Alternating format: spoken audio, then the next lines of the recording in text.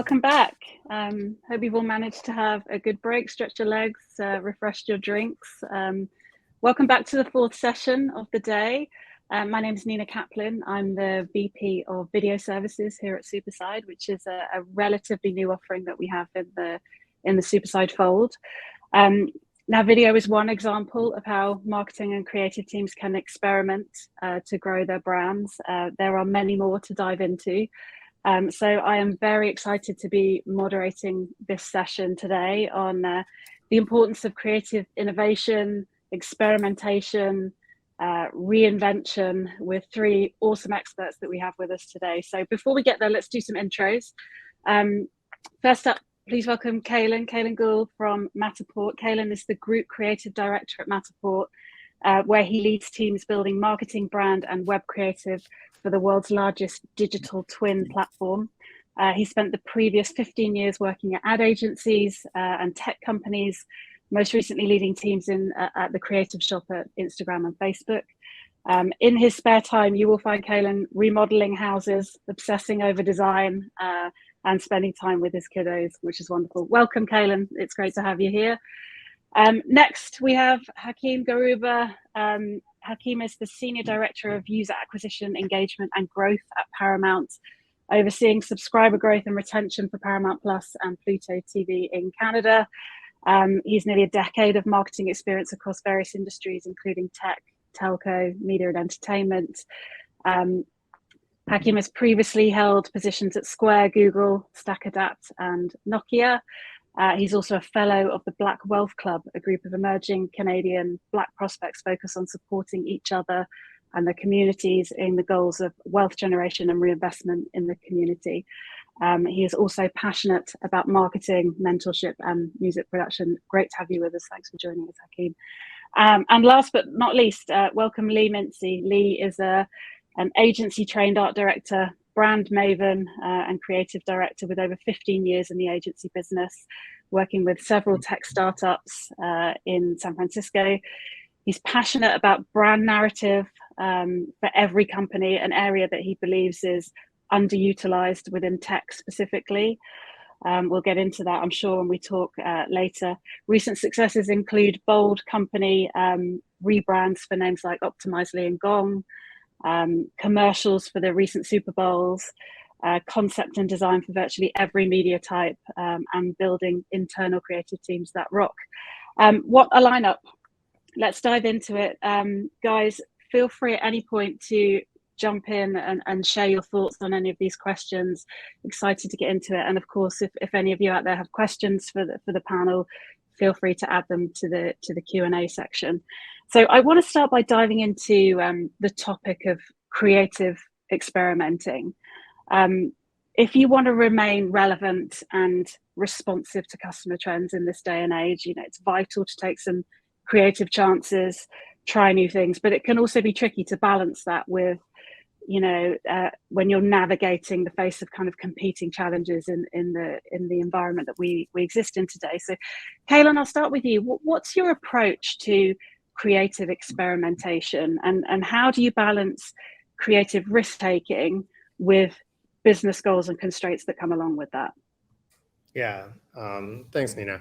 I think it's a time where we're in this space where we have to create relevancy incredibly fast. So we know when people are either looking at TV ads and fast forwarding through every commercial on YouTube TV, or in Instagram or Facebook or any other social platform where they're scrolling faster than ever, and we have to catch them in that first second, 2 seconds to create relevancy so they stick around.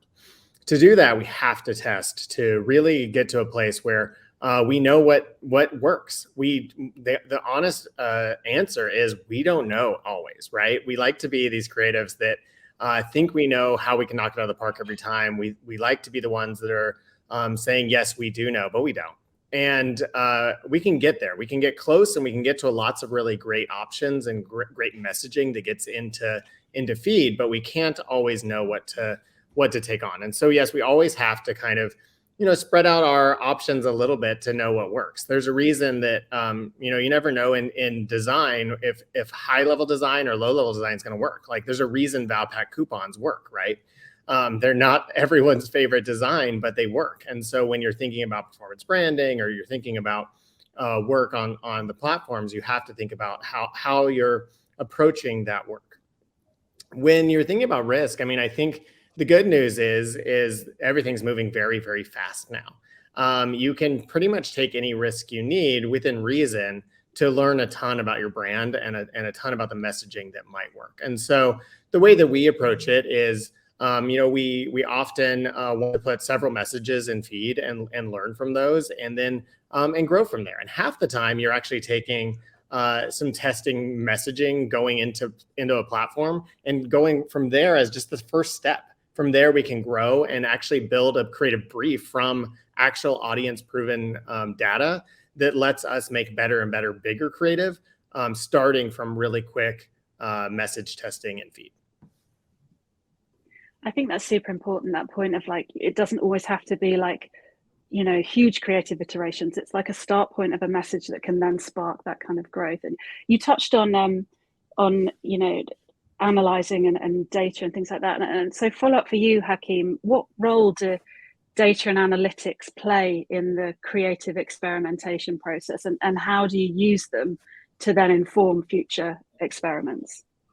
Yeah. First of all, thanks for having me, Nina, and also the Superside team. It's great to be back for a second time, and I appreciate the opportunity to speak at this event.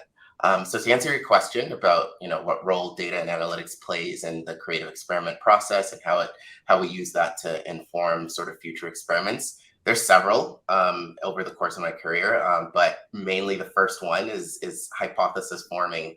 So sometimes we'll take a look at the data and form a hypothesis. Like if you, for example, notice low click-through rates on an ad that you're running, let's say in Google Ads, you might think there's something wrong with the way you wrote up that copy. Or if it's, let's say, visual in a medium such as Meta or Facebook as it was formerly known, you might say, do we need to switch out some element of this creative image to get more people engaging and interacting with that particular ad?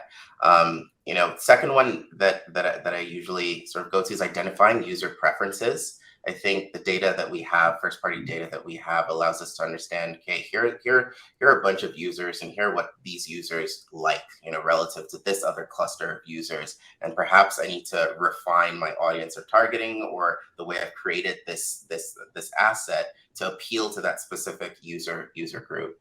And then you use that knowledge that you have, or the data you've collected from all of this, to optimize your creative, to maximize whatever business KPIs you might have.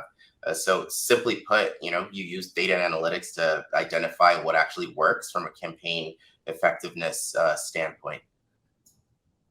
Yeah, I mean, it's vital, isn't it? It's the method by which you can test whether your creative innovation is hitting the mark and going in the right direction.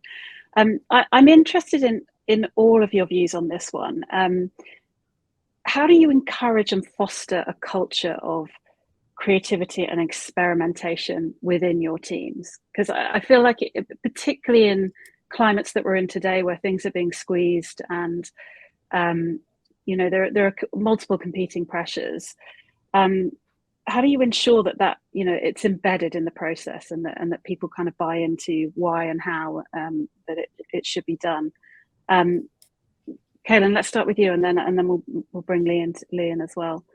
Yeah, I think it's interesting when you're building a culture. Like at Matterport, I built the creative team here to really lean into the ability to test and learn and try things. I think it's a relief half the time. I think I grew up as 15 years ago, a junior in advertising, with pressure to be the next big campaign from the agency, and we had to knock it out of the park immediately. And that pressure is pretty crushing to some creatives. And I think a lot of us can lean into this idea where it's like, okay, like, yes, we can be creatives, we can stretch and do cool things, but also, like, what if we have data backing it? And how much more comforting is that to understand what you're really going into feed or into TV with, when you can really say, hey, this is going to work, and I feel comfortable in this, and it's creative, and we're really excited about the work. It's so true, isn't it? When you've got that proof point of having tested something, to go into a presentation or something when you're sharing internally, to have that that proof and that knowledge that backs up your points, I think is vital. It's so true. Lee, what's your experience been with building that comfort in testing and experimenting and making bold choices? I think that we're always held to, pull off some level of business impact for the company. That's, priority number one. We're not just, creating fine art. We have to keep that in mind. And so while we're all passionate about creating beautiful, funny, or compelling ideas and concepts, they have to, move the needle and drive conversion and such. So I think it's really important, with creative teams that I build, to get them to think about fresh ideas, and experiment themselves first with visual ideas, with visual components. I remember in art school, a teacher, discussed it's like picking up all of the elements on a page, like their leaves, and dropping them on the floor, and how they land could be a solution. That's a level of experimentation right there. That's complete randomness. And if it doesn't work, try again. That's a level of testing and experimentation to me. And then, trying something out, launching it live, and getting feedback from some of the digital team about what's working, and then iterating on that, I think is essential. Every creative, at least in technology, for sure in technology, we realize that, having numbers behind our ideas is really important. Mm-hmm. Do you ever feel that there is pushback on this as a process from executive teams, from senior leadership that you're working with? No, I mean, at least in technology, founders and executives are, in my experience, very data-driven people, and they want to see the business impact. And they, creative teams we're expensive, and they're probably sitting there thinking, what are those guys doing making pretty art? I want to make sure that they're delivering on something that's meaningful for the business. So I've never found that to be a real challenge. Mm-hmm. Quite the opposite. Yeah. And Hakeem, how do you manage the risk and failure in creative experimentation? Because not everything's gonna land right. That's the whole point of the process. So how do you manage that within? And what steps do you take to kind of mitigate the failure side of it? God, that's a great question. I think really it's how you define failure, because the whole process of experimentation itself allows you to learn things from things that actually don't work, so that you can avoid doing those things later on, or maybe they didn't work at that specific time with those, with that specific context. And it may work at another time when, there's different context. But from the get-go, I think setting clear objectives, a well-defined objective leads to laser focus, and it prevents a lot of resources being spent on, an activity that may not generate the right return. It also avoids sort of returning inconclusive results from any of the tests that you might run. And then also start small. If you're if there's a bit of a risk involved in running an experiment, you might want to start small and then go big once you've been able to refine sort of your process, and create a bit of like a holdout sample that you can test on, and then, to the larger population once you've refined your process a little bit. I also think having a backup plan works, so that if X, Y, Z doesn't work, you try A, B, C, and a logical next step. Because typically not all experiments, there's thousands that I've run in my career, and a lot of them failed and a lot of them didn't work, but they did inform us, on what to do next. And we had sort of the next step process for what to do after that. And I think also to close out this point, ensure you have enough budget and resources. There's nothing sucks more than having a great idea and not having the funds or the resources or the buy-in from upper stakeholders to actually run that experiment. So those are really the four ways that I take a look at it. There's definitely a lot more, but I think those are the four I can think of right now. Thank you. Yeah, that's super practical advice. Thank you. I want to move on to talk more specifically about rebranding now, and its role in keeping brands fresh and innovative. Lee, you've got a lot of experience in working with brands who want to overhaul their brand narrative, and you've led multiple rebranding projects. So tell us when and why rebranding makes sense for a company. Yeah, I typically get the call or get a new job when a company has decided that they want to run a rebrand and start to build an internal agency. It's exciting work. I think companies, especially startups, you know, the logo is often drawn by the founder and developed by a founder, and you see it's often very detailed and trying to convey this promise or this elaborate marketing message. And the rest of the brand tends to look startup-y and maybe a little expected. And I think eventually brands, they reach a point where they want to think about going public. They want to win over partners and customers that are enterprise, that are, legitimate, Intel, big companies. And they start to realize that they want to look the part. And maybe that logo that they developed, Zendesk comes to mind. They had this Buddha for years and years as their logo. You had a pair of headphones on, and it just seemed like he was promising. I think Atlassian too had a logo early on where they have Titus like holding up the sky for you, literally. Very promising kind of message. And these companies, they realize that all they really want to do is present a sophisticated, confident, timeless look. They're going to be a brand that's going to be here for years and years.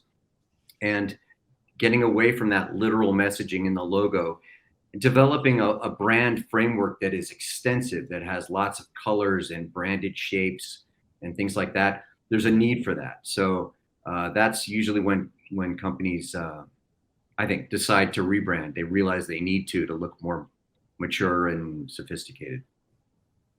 What are some of the lessons that you've learned from the projects that you've done, and I guess from your most recent project with Gong, in terms of taking a brand from that space into being that kind of more enterprise-facing entity? Let's see. I think founders starting too literal is one thing that I see. Executives and founders also getting really attached to the old brand and how literal it is, and some of the messaging and the iconography and the logo itself, and wanting to not give up that necessarily. So some of the problems are, you'll find founders that need to be talked into a rebrand, and they'll want to closely follow it. And it can be challenging. It can get very political because it's their baby that you're talking about, and you need to explain to them that it's time to give up some of those older elements and just evolve, turn the page, and become more enterprise worthy looking. Yeah, for sure. Thank you. Let's move on to another topic of our session, which is about iterating and testing creative. And we sort of touched on this in the first section that we were talking about, but I want to delve into it in a little bit more detail now. So, Kaelan, back to you. How important is testing and iterating in nailing great creative? And how do you balance the need for iteration with the need to meet deadlines and stay within budget? Yeah, totally. No one said it was going to be easy, right? It's always difficult to take the right time to get the right creative and feed, but also, as we were talking about, like, budgets have to be there to make sure that you're getting the right testing set up. We have to make sure we have the right tests set up and the right partners to be sure that the creative funnel is no longer a funnel, but more of a circle. And we want to be sure that we're, iterating every time we come around and learn something. So really, as we're launching a piece of creative, it's really no longer the end goal to be like, here's the piece of creative, go. It's more of like, here's this piece of creative that we know we can learn something from, that we know is not dangerous for the brand. And that's the kind of thing that we're looking for as we kind of build out work. I think when we're thinking about how to keep our timelines and budgets in check, I don't know. It's like it's nice that we have a new world of data coming in very, very quickly, right? We're not waiting for a month before we know if work is working. And we know within 2 weeks and a fairly low spend, you can get signal on knowing that work is working, or we need to iterate. And so that's a good thing for budgets, right? Because you can burn through a lot of cash pretty quickly if you're going, month on month before you have any data. So it's really nice to see that, and I think that's how we mitigate some of the risk there, as far as budgets and timing. Mm-hmm. Yeah, for sure. Hakeem, what's your approach to creative testing? And I think more specifically, like, how do you determine which elements to test? You touched on it earlier and talked about, there are small things that you can do. It doesn't have to be big changes, but how do you identify what things you should be testing, tweaking? Yeah, okay. I'll start with the first part of that question is, what's my approach to creative testing? I think something that's often overlooked, and I believe someone in the audience, Katrina, had a question about how do you create more time for testing. I think the first step for me is to create that space to actually ideate, to think. And I do that by blocking off my schedule and just having a do not block in my schedule. And I go do things that will sort of help me think a bit more creatively, whether that's like going for a walk or like doing something that really gets my endorphins going.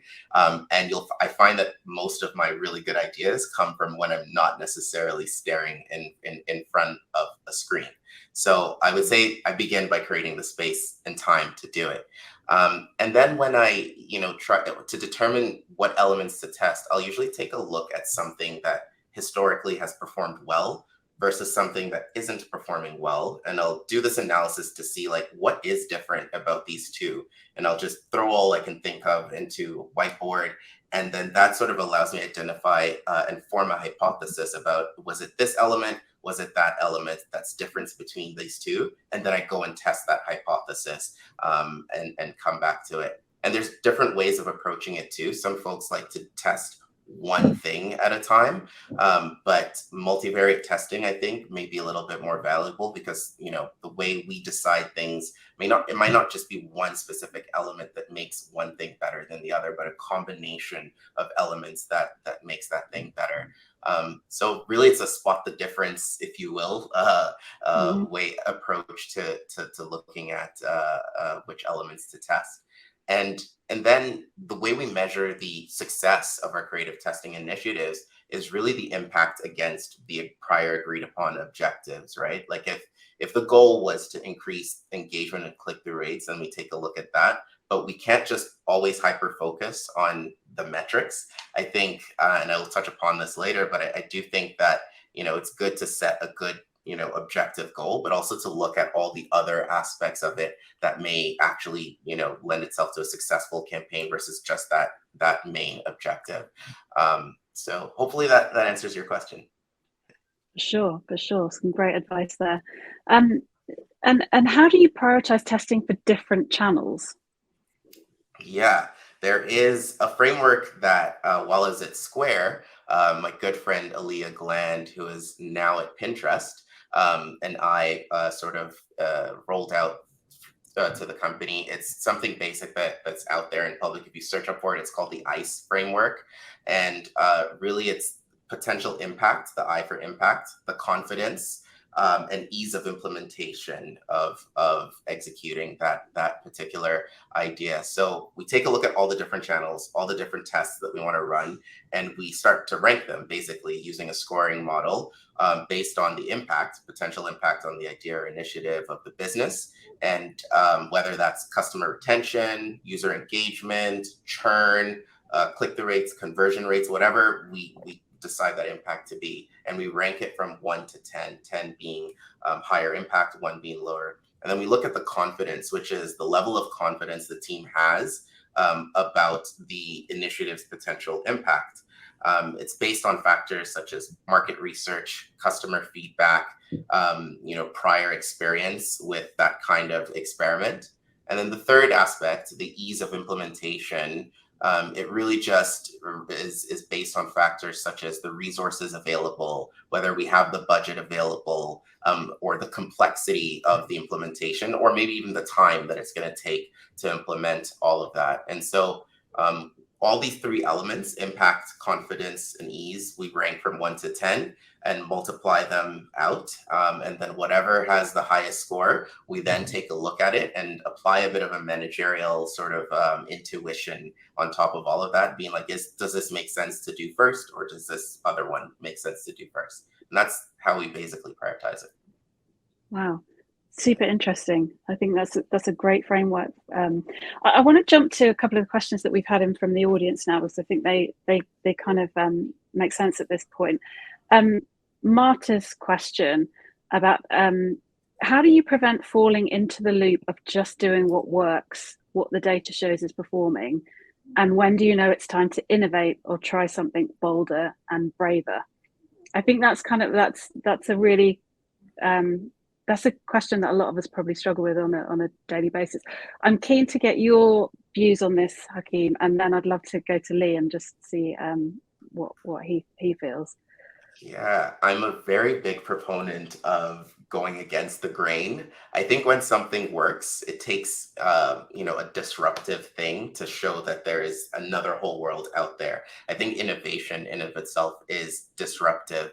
And the way I approach this is in a bit more of a data-driven way. I like to back up my hypothesis with some kind of data or some type of research that says, here's a reason why we should try this thing that is way different than what we've been doing before. And then to create that buy-in, you might want to run a smaller test to show proof of concept, or reference other people who may have done that thing before, or other companies who may have done that thing before. And then you can take that and secure a bit of buy-in from folks within your organization who have a bit of influence over the decision making.